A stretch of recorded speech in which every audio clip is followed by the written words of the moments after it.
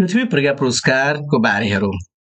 पृथ्वी प्रज्ञा पुरस्कार यो भनेको 2076 र 77 को लागि प्रदान गरियो र यो भनेको भन्दाखेरि वाङबाई शताब्दी पुरुष सतमोहन जोशीलाई प्रदान गरियो र 2080 मा पनि प्रदान गरेको छैन।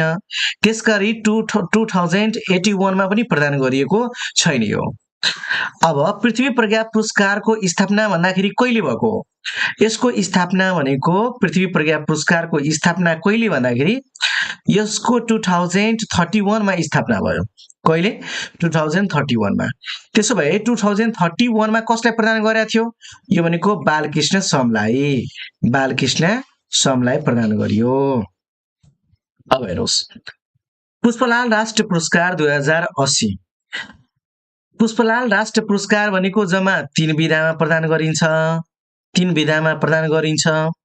त्यसो भए यो जुन सिद्धिलाल सिंह रहेको छ भने यो कुन विधामा प्रदान? उहाँ सिद्धिलाल सिंहलाई भनेको कुन क्षेत्रमा काम गरे बापत प्रदान गरियो भन्दाखेरि यो भनेको राजनीति क्षेत्रमा।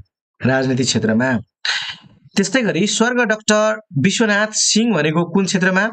यो भनेको इतिहासको क्षेत्रमा।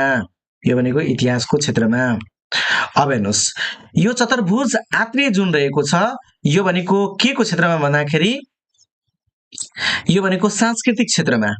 के को क्षेत्रमा? यो भनेको सांस्कृतिक क्षेत्रमा, सांस्कृतिक विज्ञान जुन रहन्छ हो त्यसै क्षेत्रमा काम गरे बापत यो चतुर्भुज आत्रेयलाई पुष्पलाल राष्ट्रिय पुरस्कार 2080 प्रदान गरियो।